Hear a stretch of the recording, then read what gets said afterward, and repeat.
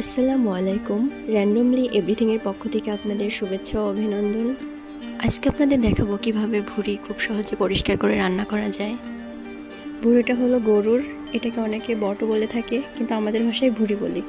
এখানে আমরা ভুঁড়ি পরিষ্কার করার জন্য চুন ব্যবহার করেছি, আর এই চুনের সাহায্যে আমরা ভুঁড়িটা সুন্দর মতো পরিষ্কার করে নিব।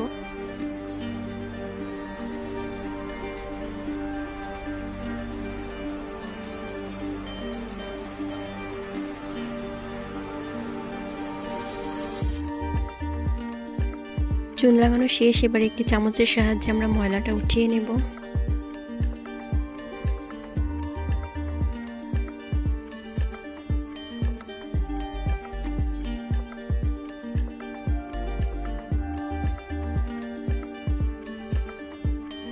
এবার সিনকে সুন্দর মতো ধুয়ে নিচ্ছি।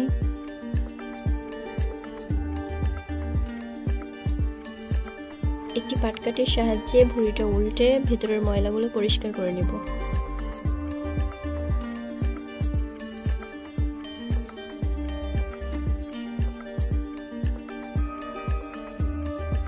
এরপর ভুঁড়িগুলোকে গরম পানিতে দিয়ে আরও ভালোভাবে পরিষ্কার করে নিব। আর এভাবে পরিষ্কার করলে ভুঁড়ি যেদিন রান্না করবেন সেদিনই খাওয়া যায়, কোনো গন্ধ থাকে না। ভুঁড়িগুলোকে এবার ছোট ছোট করে কেটে নিব। এবার রান্না করার পালা।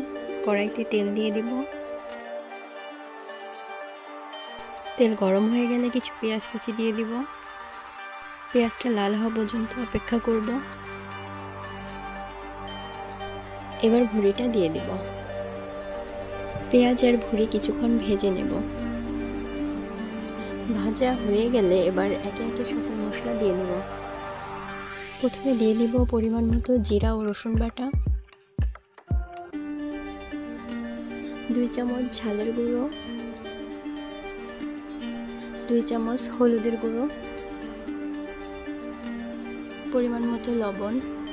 এবার সবগুলো উপকরণ ভালোভাবে ভুঁড়ির সাথে নেড়ে চেড়ে মাখিয়ে তারপর প্রেসার কুকারে ঢেলে দেব, কারণ প্রেসার কুকারে না দিলে ভুঁড়িটা সিদ্ধ হবে না।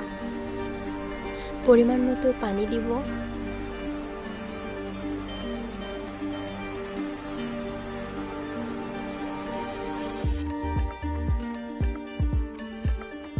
এবার ঢাকনা লাগিয়ে দেব। মিনিমাম 7-8টা সিটি পর্যন্ত আমরা অপেক্ষা করব।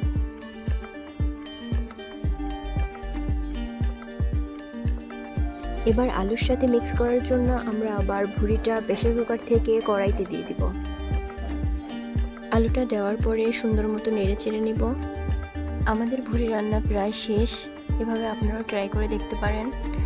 এভাবে রান্না করলে ভুঁড়িতে গন্ধ থাকে না, খেতেও সুস্বাদু হয়।